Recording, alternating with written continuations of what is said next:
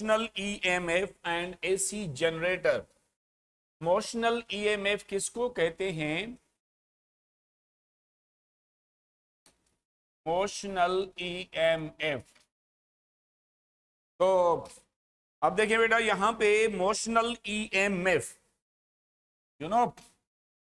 ये कहता है, क्योंकि हमने पहले भी पढ़ा हुआ है कि फेराडे ने कहा था, अच्छा नॉन इंडक्टिंग बाइंडिंग रह गया क्या? ठीक है सर, ये भी करते हैं, पहले ये खत्म करते हैं। Okay, it's okay. Hafsa Ayaz कहती है कि Lenz law of conservation of energy को कैसे फॉलो करता है। तो बेटा मैंने पॉइंट्स तो भेजी हैं, उसमें मेरे ख्याल में है ये लेंज़ लॉ। इसी वजह से मैं आपको बताते चलूं कि उस टाइम पे जो केसेस थे लेंज़ लॉ के, उसमें आपने देखा कि नॉर्थ पोल को हम नजदीक ले आते थे, वहां पे उसको मूव करते थे टुवर्ड्स आर अवे। तो इन दोनों में क्या मैकेनिकल एनर्जी आपने यूज नहीं की? मैकेनिकल एनर्जी इलेक्ट्रिकल में तब्दील होती है, ये तो सिंपल है। तो ये law of conservation of energy तो है ना बेटा, कौन सा इश्यू है? क्योंकि आपने जो मूव करवाया था नॉर्थ पोल को टुवर्ड्स आर अवे, तो ये मैकेनिकल एनर्जी दी थी, वो इलेक्ट्रिकल एनर्जी में तब्दील हुई, और इसको हम कहते हैं law of conservation of energy. Energy neither be created nor destroyed, it just can be changed from one form to another form। तो साहिल आज कुछ पॉइंट्स भेजी हैं मैंने, तो डेली बेसिस पे 10-15 पॉइंट्स प्रॉब्लम्स डेली में भेजूंगा, और आप नोट करते जाओ, एट ए टाइम नहीं भेजूंगा, ठीक है जी? बिल्कुल सही है। तो यहां पे इसका मतलब है कि energy neither be created nor destroyed, hence it can be change from one form to another form. तो उसके बाद हम आ रहे हैं मोशनल ईएमएफ पे। मोशनल ईएमएफ क्या है? ये कहता है कि when a conductor of length L is moved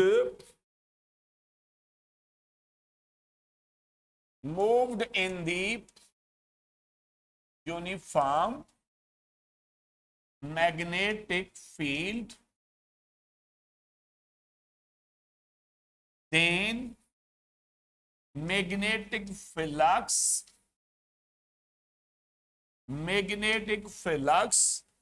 is changed.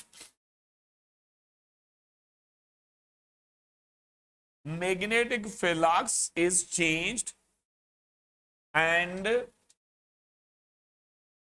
induced EMF is produced। Induced EMF जो है प्रोड्यूस होगा, तो डेफिनेटली हम कहते हैं, तो ये वर्क करवाने के बाद जो है ये इंड्यूस्ड EMF पैदा होता है। अगर हर्ष हम उसको अगर रेस्ट में रखें तो कौन सी एनर्जी जो है वो कन्वर्ट होगी? वो तो मोशनलेस है।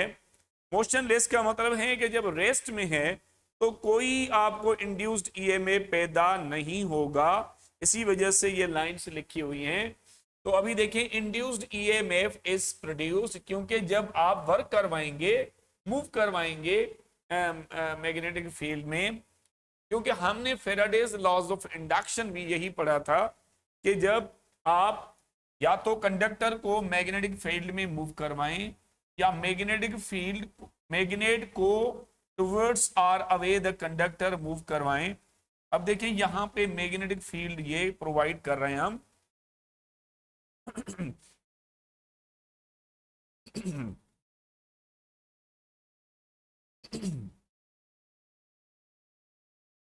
अब देखिए यहां पे एक कंडक्टर है जो करंट कैरिंग नहीं है, इसमें पहले करंट नहीं है, इसमें पहले करंट नहीं है जी।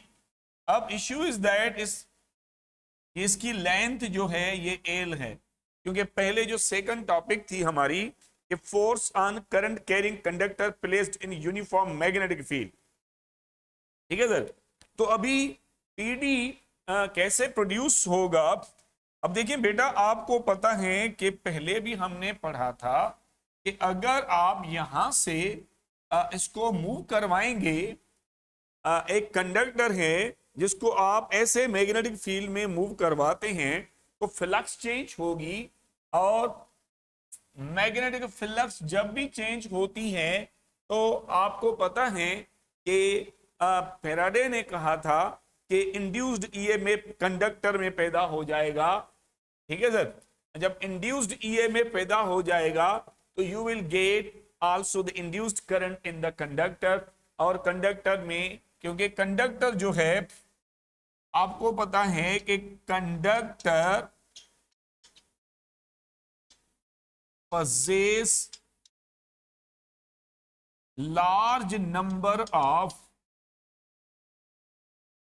free electrons, large number of free electrons possess करता है।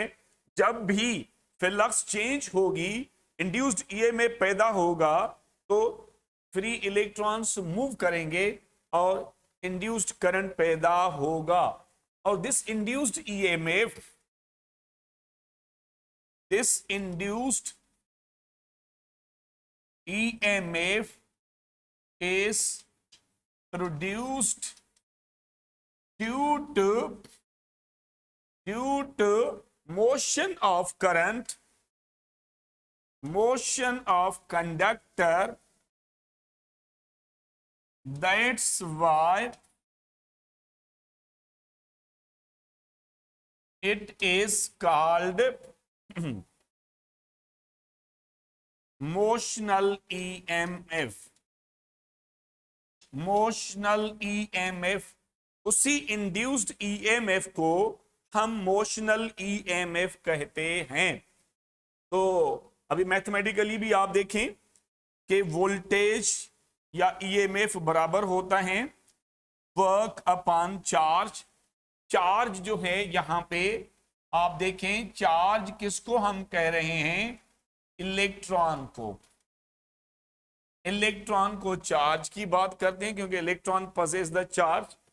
तो अभी क्या है? वर्क हो रहा है, वर्क हो रहा है।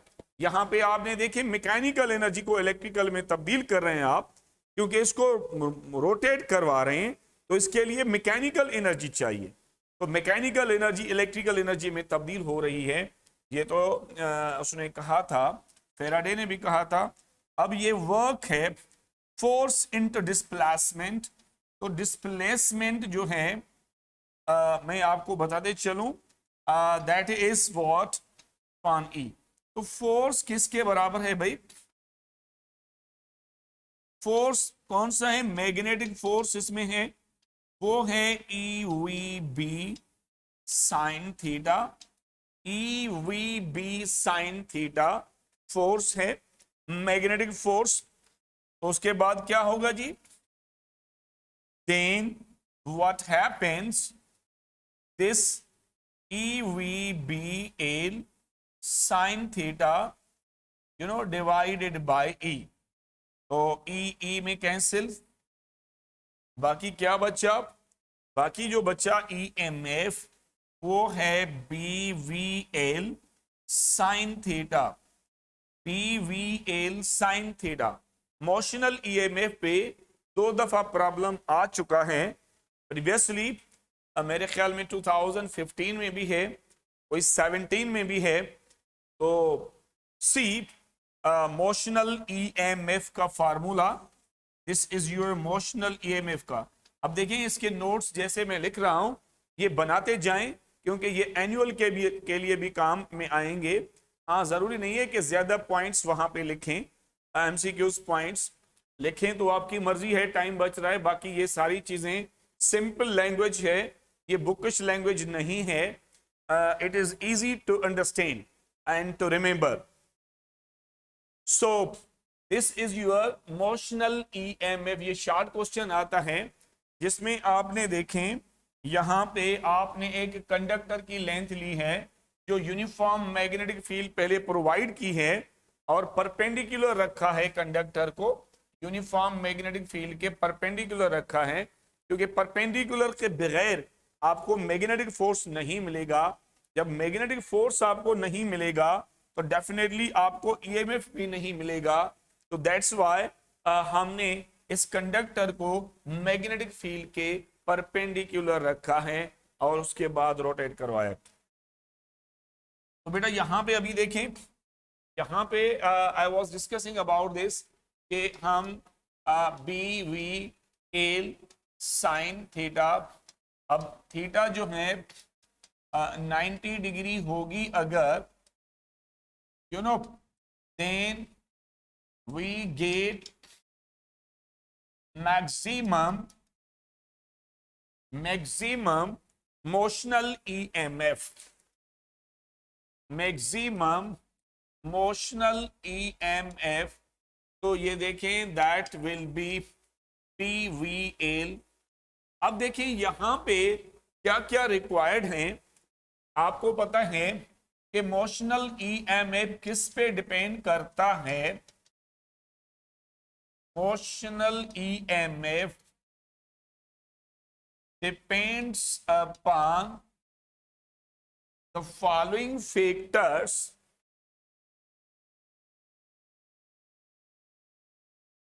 फॉलोइंग फैक्टर्स वो कौन से हैं? Number 1 magnetic field of induction है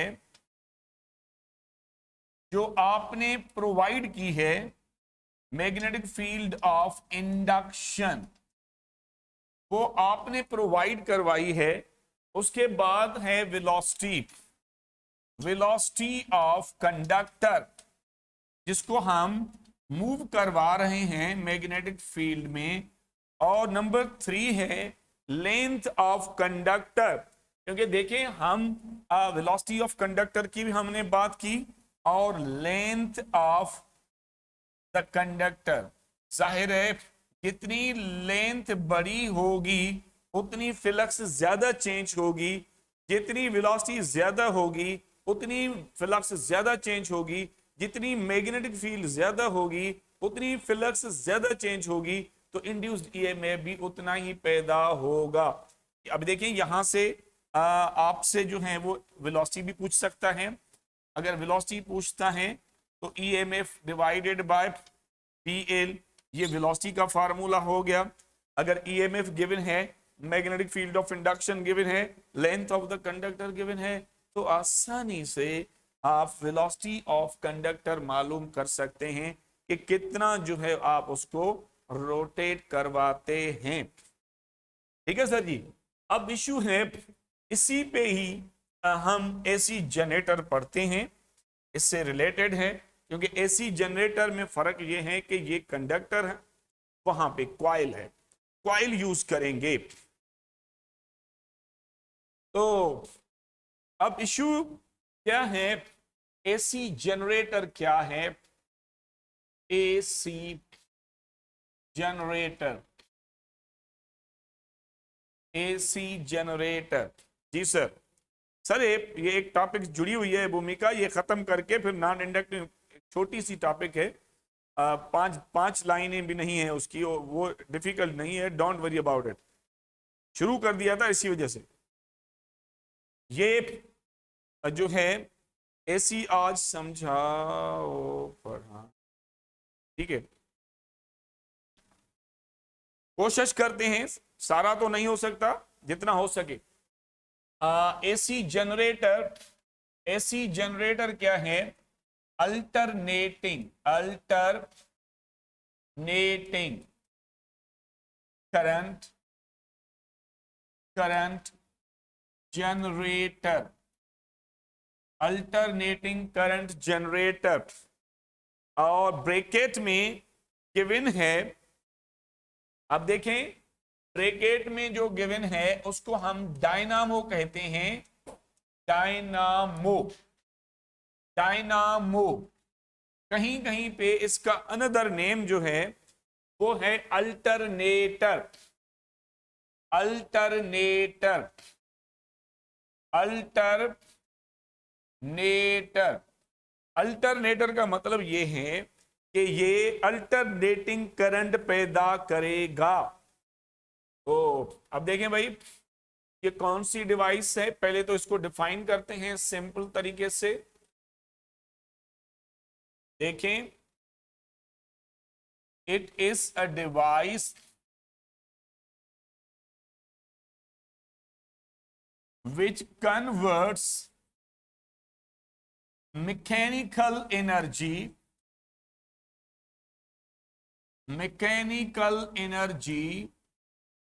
into mechanical energy into electrical energy। Mechanical energy into, क्योंकि आपके घर में जनरेटर पड़ा होगा, उसमें एक पुली लगी हुई है और फ्यूल जलाते हैं, पेट्रोल डीजल या गैस, तो उस वो पुली रोटेट करती है कॉइल को, और ये मैकेनिकल एनर्जी है, और मैकेनिकल एनर्जी को हम इलेक्ट्रिकल एनर्जी में तब्दील करते हैं। उसके बाद वर्किंग प्रिंसिपल क्या है? वर्किंग प्रिंसिपल, ठीक है सर। तो ये वर्क करता है, देखें, it works on the principle ऑफ Faraday's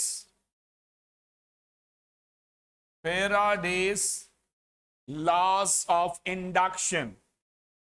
motional EMF, Simran, motional EMF खुद फेराडेज लॉज ऑफ इंडक्शन पे डिपेंडेंट है। तो ये थोड़ी होगा working principal.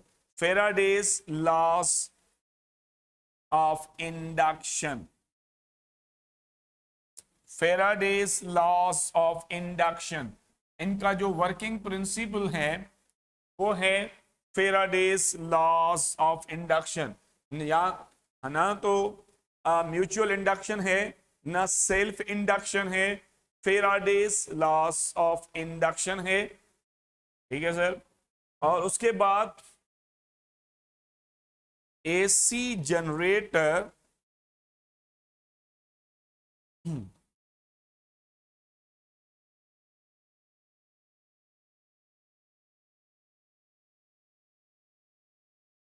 AC generator is reverse process of stage, reverse process of, बिल्कुल हमजा मस जाहिर थुआ, इलेक्ट्रिक मोटर, इलेक्ट्रिक मोटर, बिल्कुल आप सही हैं, electric motor, you are correct mister Hamza. क्योंकि आप मोटर को, इलेक्ट्रिक मोटर को इलेक्ट्रिसिटी देते हैं, इलेक्ट्रिकल एनर्जी देते हैं, और वो आपको पानी उठा के देता है, मैकेनिकल वर्क करवाता है वो। तो इसका मतलब है यहां पे ऐसे नहीं है, यहां पे मैकेनिकल एनर्जी, हाँ वो मैकेनिकल एनर्जी के तरीके डिफरेंट हैं। या तो वो मैकेनिकल एनर्जी आप विंड से प्रोवाइड कर रहे हैं, या टाइडल से प्रोवाइड कर रहे हैं, या पेट्रोल से कर रहे हैं, या डीजल से कर रहे हैं, या न्यूक्लियर से कर रहे हैं, या फॉसिल फ्यूल से कर रहे हैं, तो वो मैकेनिकल एनर्जी आपके हाथ में है, तो वो किससे करवा रहे हैं आप। बाकी रही बात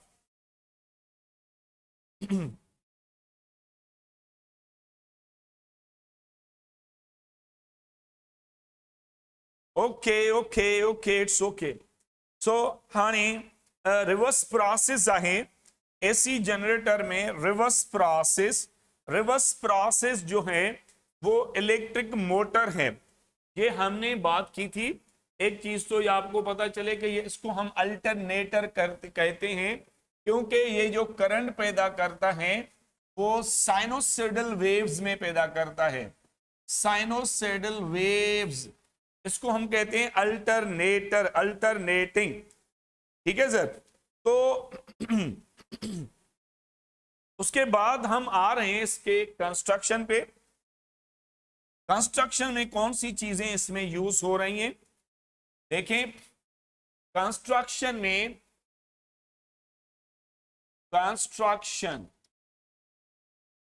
नंबर 1 आपको बताते चलो, आर्मेचर।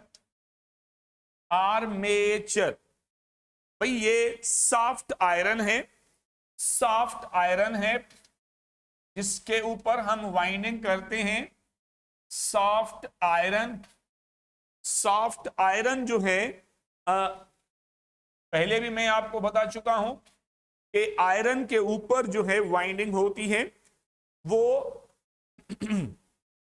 अब इश्यू इज दैट कि इसमें नंबर 2 ये सॉफ्ट आयरन इसके लिए यूज होता है फॉर द वाइंडिंग पर्पस।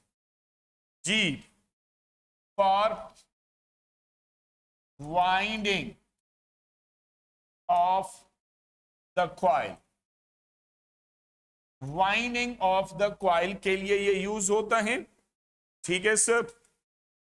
उसके बाद नंबर 2 है फील्ड मैग्नेट। फील्ड मैग्नेट, इसमें आप horse shoe permanent magnet use करते हैं। हॉर्स शू परमानेंट मैग्नेट, परमानेंट मैग्नेट आप यूज करते हैं। इसी वजह से मैग्नेट के तो काफी टाइप्स हैं।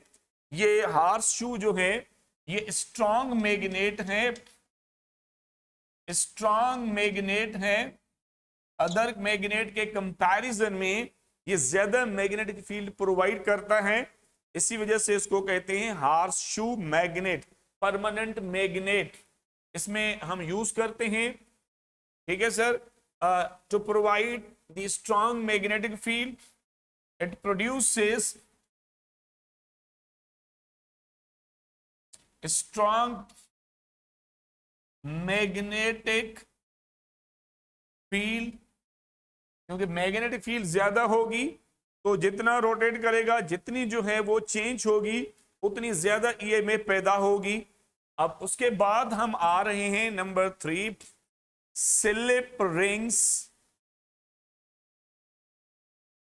Slip rings and carbon brushes, ये इनके कांटेक्ट में होते हैं। स्लिप रिंग्स क्या क्या काम होता है? To collect the current, to collect the current, to collect the electric current जो पैदा होगा आफ्टर द रोटेशन, ये इसका काम है स्लिप रिंग्स का। तो उसके बाद हम आ रहे हैं, ये थी कंस्ट्रक्शन जो मेन फीचर्स थे इसके, कि भाई मैं आपको बताते चलूं कि आर्मेचर मेन था, उसके बाद फील्ड मैग्नेट, उसके बाद slip rings for the AC, क्योंकि स्प्लिट रिंग्स रखेंगे तो वो डीसी में कन्वर्ट करेंगे उसको, और उसके बाद कार्बन ब्रशेस जो उनके कांटेक्ट में हैं। तो उसके बाद हम आ रहे हैं कि काम कैसे करेगा ये क्वाइल, मैग्नेटिक फील्ड में कैसे रोटेट करवाएंगे और कैसे काम करेगा। तो उसको हम कहते हैं वर्किंग। अब हम आ रहे हैं वर्किंग। वर्किंग क्या है? वर्किंग जी सर, तो मैं आपको बताते चलूं कि यहां पे टू नॉर्थ एंड साउथ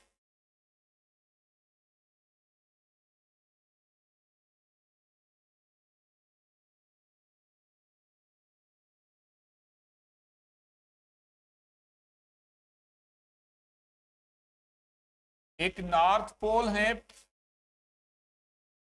एक साउथ पोल है, नॉर्थ एंड साउथ। तो मैग्नेटिक फील्ड, अब इशू ये है कि यूनिफॉर्म मैग्नेटिक फील्ड हम प्रोवाइड करते हैं।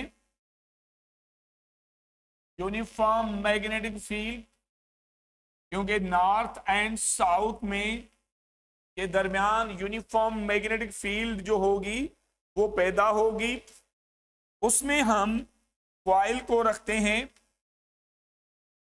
रेक्टेंगुलर कॉइल सी, एक रेक्टेंगुलर कॉइल। चलो एक बाल, एक साइड पे बाल बियरिंग देते हैं जिसमें पुली वगैरह लगती है, और एक साइड पे वी से दैट हम स्लिप रिंग्स लगते हैं जिसमें कार्बन ब्रशेस हैं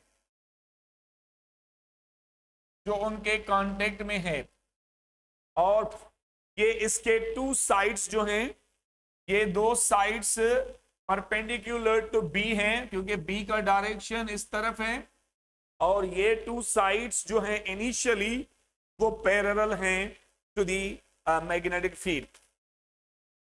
तो अभी हम ये बात करते हैं कि ये स्लिप रिंग्स की बात हो रही है, और ये परमानेंट मैग्नेट जो है नॉर्थ एंड साउथ आपको मैंने दिखाया, uniform magnetic field between the north and south pole. अब इसको हम रोटेट करवाते हैं see, when the coil rotates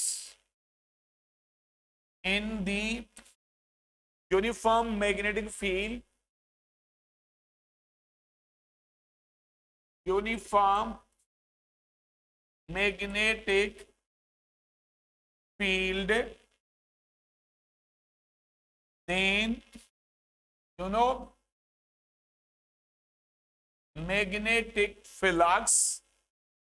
magnetic flux is changed and induced motional EMF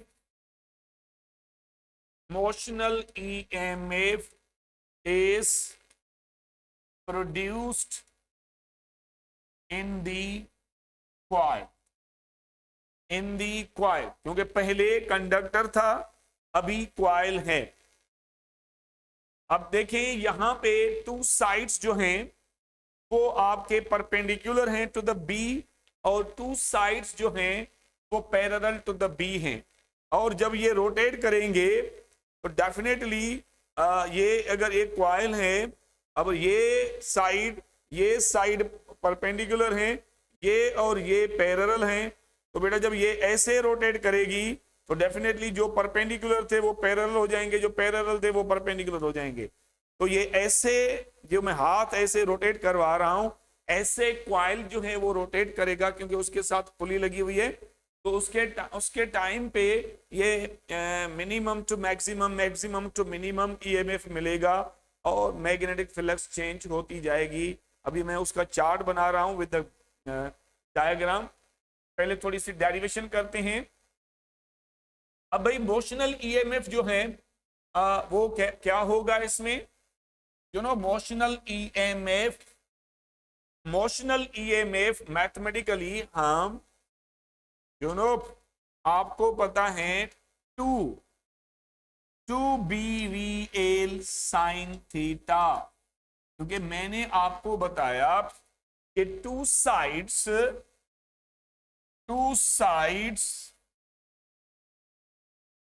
of coil are perpendicular to B, two sides are parallel to B।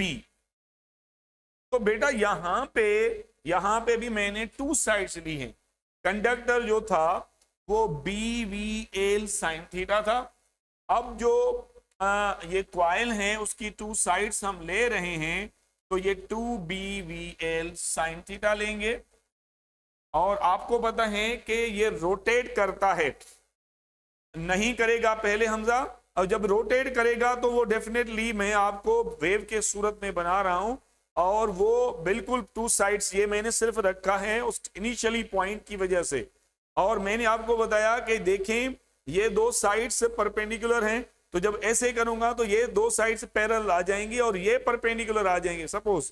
तो ये rotate करने के बाद चेंज हो सकती है और होगी, यही इसी को तो हम रोटेशन कहते हैं, और रोटेशन में वो दिखाता हूं आपको, ठीक है। तो अभी देखें द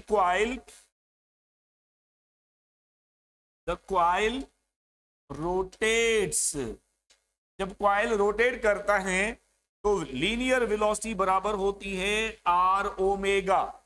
एंगुलर वेलोसिटी आ जाएगी जी सर, एंगुलर वेलोसिटी। तो रेडियस आपको तो पता है कि डायामीटर का आधा होता है, या यहां पे क्वाइल की ब्रेड्थ है, डायामीटर नहीं है, ब्रेड्थ ऑफ द क्वाइल है। तो इसी वजह से अगर लीनियर वेलोसिटी में हम ऐसे लिखें, लीनियर वेलोसिटी को हम बी ओमेगा डिवाइडेड बाय 2 लिखें तो कोई हर्ज है क्या? क्योंकि देखिए इसमें छोटे छोटे फार्मूला बीच में आ रहे हैं। प्रीवियसली डिफरेंट ईयर्स में ये फार्मूले जो हैं वो एसी जनरेटर के डिफरेंट डिफरेंट बीच बीच में से भी उठा के दिए थे उन्होंने। अब देखें जैसे कि आपको बताऊं मैं, यहाँ पे वेलोसिटी का फार्मूला ये है, आपके कैसे पता चले कि ब्रेड्थ ओमेगा और डिवाइडेड बाय 2 फार्मूला है। तो ये यहां से निकल रहा है ड्यूरिंग द रोटेशन।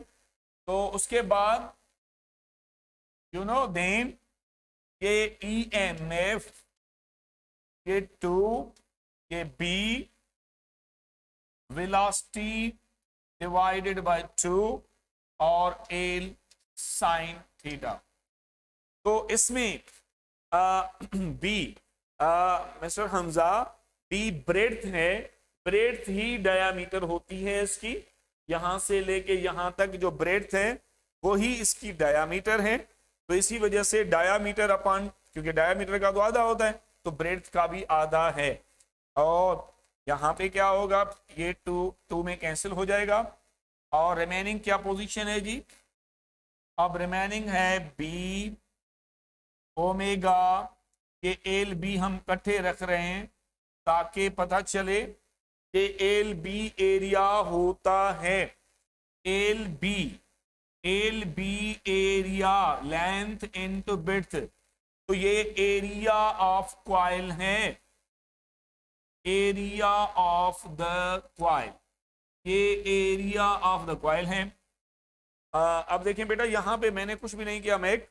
अब देखें ये फार्मूला, क्योंकि पहले हमने कंडक्टर का लिखा था, कंडक्टर का याद है आपको कि वो हमने ये EMF निकाला था कंडक्टर का, ये कंडक्टर का था, ठीक है सर। और यहां पे 2 कंडक्टर साइड हैं, ये भी क्योंकि क्वाइल है, इसी वजह से आई हैव गिवन हेयर 2 जो है मैंने दे दिए। और ये जबकि रोटेट करता है तो रेडियस डायामीटर का आधा होता है, और ये V is equal to R omega, first year में भी हमने पढ़ा था, V is equal to R omega. तो R की जगह पे हम ये रख सकते हैं B/2। तो ओमेगा तो यहां पे मौजूद है, तो B/2 omega, this is your formula for the velocity. अब ये वेलोसिटी का फार्मूला अगर यहां पे रखते हैं तो मैंने देखे यहां पे B ओमेगा डिवाइडेड बाय 2, तो यहां पे 2 में कैंसिल हो गया, तो फार्मूला मिला ये। अब जब ये एरिया है तो डेफिनेटली EMF बराबर हो जाएगा दिस एरिया साइन थीटा के, ठीक है सर। और यहां तक कोई अगर इशू है तो आप बता सकते हैं। ये मोशनल इंड्यूस्ड EMF की मैंने बात की थी, और जो मैंने ट्वाइस लिया क्योंकि 2 साइड्स ऑफ द क्वाइल हैं। अब मुझे याद आया है the coil carries number of turns, the coil carries, क्योंकि क्वाइल में एक टर्न नहीं होता ना, काफी टर्न्स हैं जो हम आर्मेचर के ऊपर वाइंडिंग करते हैं, आर्मेचर के ऊपर जो वाइंडिंग करते हैं, क्वाइल जो है वाउंड करते हैं कॉपर वायर, तो वो एक टर्न तो होता नहीं है, lot of the turns are there. तो अब देखें, मैं कहता हूं द क्वाइल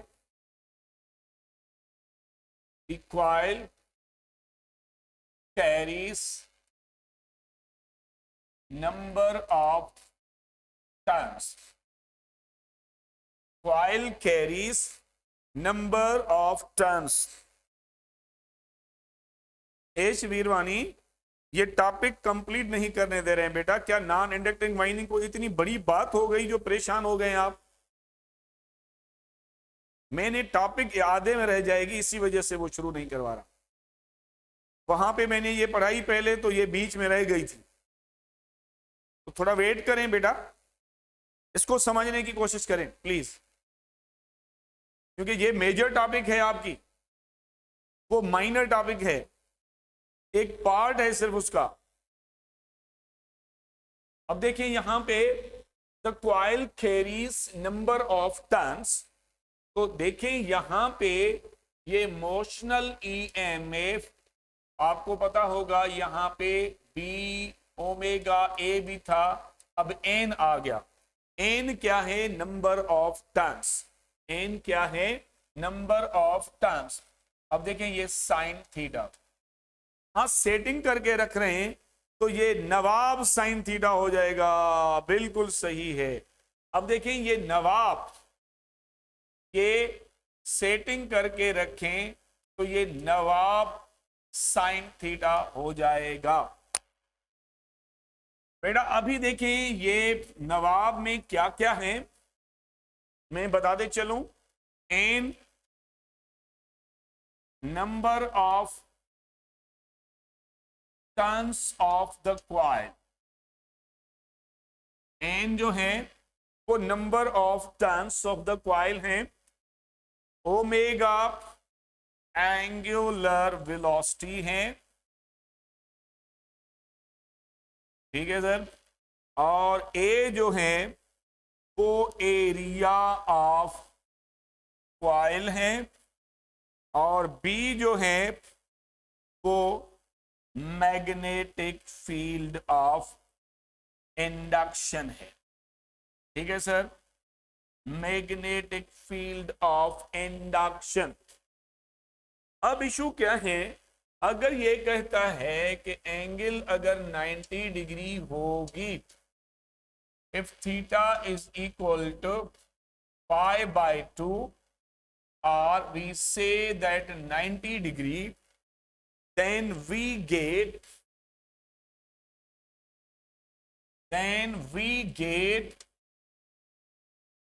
maximum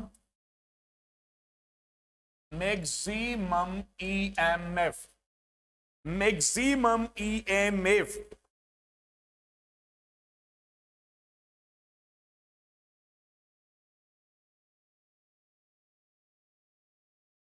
तो अब इशू है, इशू क्या है? व्हाट हैपेंस हियर, ठीक है सर। तो यहां पे मैक्सिमम ईएमएफ नवाब साइन थीटा है, साइन 91 के बराबर है, तो मैक्सिमम ईएमएफ का फार्मूला ये हो गया, ठीक है सर। अब देखिए अगर इसमें, अगर इसकी बात कर रहे हैं, अगर आपको ओमेगा चाहिए तो omega E not N A B, क्योंकि ओमेगा पे एक प्रॉब्लम गिवन है कि ओमेगा हम कैसे सॉल्व करें, ठीक है सर।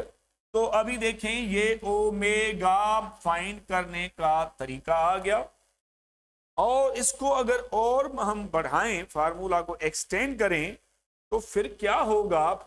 ये नवाब जो है पूरा अगर यहां पे रख लें, इसकी जगह पे ई नॉट, तो ये फार्मूला ऐसे भी हो सकता है, जैसे E is equal to E not sine theta.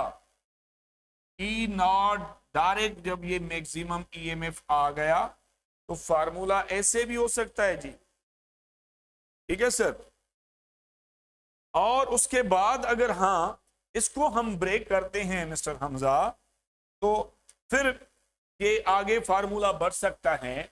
अगर देखें मैंने यहां पे रखा साइन थीटा, तो फेज एंगल आपको याद होगी, फेज एंगल कैसे हम लिखते हैं? फेज एंगल, फेज एंगल तो theta is equal to omega T.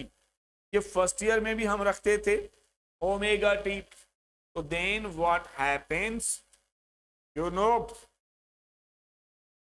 E not sine omega T.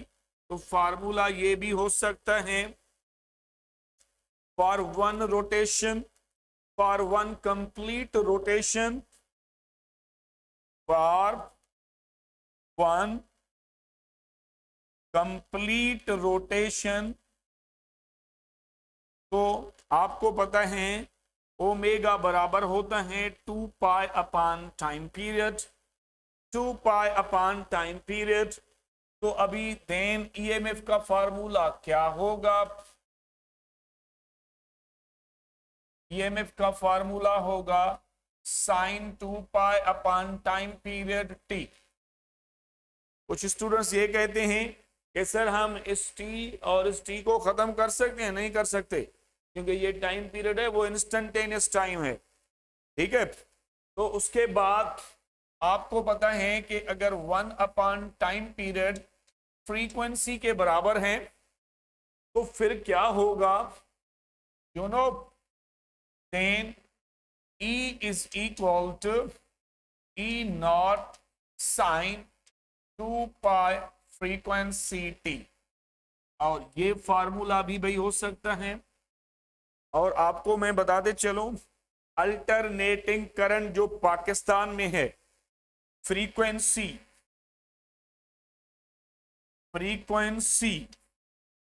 Of AC voltage in Pakistan is 50 hertz. जी, ऑफ वोल्टेज कितने हैं? 220 वोल्टेज, 220 वोल्ट्स। क्योंकि ये पाकिस्तान के वोल्टेज फिक्स हैं, इसी वजह से वी से दैट फ्रीक्वेंसी जो होगी 220 की वो 50 हर्ट्ज होगी। तो पहले हम क्या करते हैं अभी, अब इसको हम एक्सटेंड करते हैं कि ये जब कॉइल रोटेट करता है तो उसके फेसेस की जो ईएमएफ और फ्लक्स चेंज कैसे होती है, ये हम वेव से सॉल्व करते हैं। अब देखें, नंबर 1 यहां पे मैं सीरियल नंबर लिखता हूं और उसके बाद एंगल चेंजेस की बात करता हूं, उसके बाद ईएमएफ, उसके बाद मैग्नेटिक फ्लक्स। तो इसमें क्या पोजीशन है जी? सी।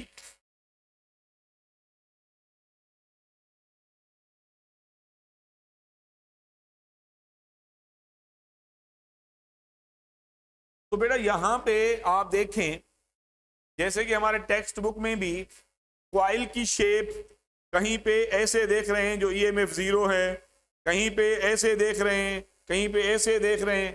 तो आप वेव से क्यों नहीं निकाल रहे? वेव बनी हुई है, एक पूरे साइकिल की वेव बनी हुई है, और अल्टरनेटिंग का काम ही वेव फॉर्म है। तो अब देखें, ये 0। तो अब इश्यू इज दैट ये पीक वैल्यू है जी, ये फंक्शन +1 है और ये फंक्शन -1 है, ये भी पीक वैल्यू है। और 0 यहां पे क्या है? π/2, और this is pi, this is 3π/2 और दिस इज 2 पाई। एक साइकिल कंप्लीट, एक साइकिल कंप्लीट हो गया। तो अब इशू क्या है? इसको आप पीक वैल्यू कहते हैं, पीक वोल्टेज भी कह सकते हैं, और इसको हम पीक PIV, अगली दफा ये आया था peak inverse voltage, peak, peak का मतलब होता है मैक्सिमम, पीक इनवर्स वोल्टेज, ये शॉर्ट फॉर्म 2020 में आया था कि PIV स्टैंड्स फॉर, तो ये पीक वैल्यू का मतलब है मैक्सिमम, पीक वैल्यू का मतलब होता है कि मैक्सिमम वैल्यू क्या है। नंबर वन, जब एंगल 0 डिग्री टू π/2, π/2, तो अब देखें EMF जो है आपका मिनिमम टू मैक्सिमम वेरी करेगा। 0 मिनिमम है और ये जैसे पीक ऊपर जा रहा है तो ये 0 टू मैक्सिमम की तरफ जा रहा है, क्योंकि 90 sin 91 के बराबर था। जी सर, ये मैक्सिमम पॉजिटिव है, बिल्कुल सही है, क्योंकि ये नेगेटिव नहीं है, और ये मैक्सिमम टू मिनिमम मूव कर रही है, मैक्सिमम टू मिनिमम, क्योंकि फ्लक्स, मैग्नेटिक फ्लक्स 0 पे मैक्सिमम होती है। ठीक है सर। तो उसके बाद नंबर 2, जब यही π/2 टू पाई की तरफ जाते हैं तो ये मैक्सिमम टू मिनिमम शिफ्ट होगा और ये मिनिमम टू मैक्सिमम शिफ्ट होगी। ठीक है सर, 180, बिल्कुल सही बात कर रहे हैं मिस्टर हमजा। तो यहां पे पाई 180 है। नंबर 3, जब पाई टू 3π/2, तो ये आपका पीक इनवर्स वोल्टेज है, पीक इनवर्स वोल्टेज है, तो ये आपकी EMF जो होगी वो क्या होगी, मिनिमम टू मैक्सिमम। हाँ, ये मैक्सिमम नेगेटिव है, ये बिल्कुल नेगेटिव है, और ये पॉजिटिव थी, ये नेगेटिव है, क्योंकि यहां पे आपने देखा पीक इनवर्स का मतलब है नेगेटिव वोल्टेज। तो आप देखें ये मैक्सिमम टू मिनिमम शिफ्ट होगी। नंबर 4, जब हम 3π/2 टू 2π एक साइकिल कंप्लीट होगा तो अगेन ये मैक्सिमम टू मिनिमम। अब मिनिमम का मतलब है 0, यहां पे मिनिमम का मतलब है 0, क्योंकि किताब में भी यही चीजें दिखा रहा है जी, 0। तो अब इशू है ये मिनिमम टू मैक्सिमम। तो बेटा यहां पे ये एक पूरा के पूरा साइकिल जो है रोटेशन ऑफ द कॉइल का पूरा हुआ। ठीक है सर, 90 डिग्री पे फ्लक्स जो है वो 0 होती है, और 90 डिग्री पे भूमिका EMF, क्योंकि फ्लक्स कॉस पे डिपेंडेंट है। ठीक है, यहां पे उसके बाद उससे कल हम पढ़ेंगे पीक वोल्टेज करंट, P और V root mean square voltage current, या root mean square current, root mean square voltage, peak voltage. कल हम उनके फार्मूला पढ़ेंगे और उसको यूटिलाइज करेंगे। और कुछ रह गया है इसमें तो वो इंशाल्लाह हम पीक वैल्यूज के बारे में कल पढ़ेंगे कि कौन कौन से पीक वैल्यूज हैं, और उसके प्रॉब्लम उसके साथ करेंगे। जी, एनी क्वेश्चन रिगार्डिंग दिस जो हमने किया हुआ है, इसका कोई क्वेश्चन है तो पूछ सकते हैं जी। Anybody else? ओके सर, बाकी जो इनकी पॉइंट्स कुछ हैं, और भी कुछ पॉइंट्स हैं, वो मैं जैसे आज मैंने कुछ पॉइंट्स भेजी हैं, ये डेली ऐसे मैं 15-20 पॉइंट्स आपको भेजता रहूंगा पूरा हफ्ता। उसके बाद ये नोट करना, इसको आप नोट भी करें, और उससे कनेक्टेड टेस्ट में आएगा। देखते हैं कौन बनेगा करोड़पति।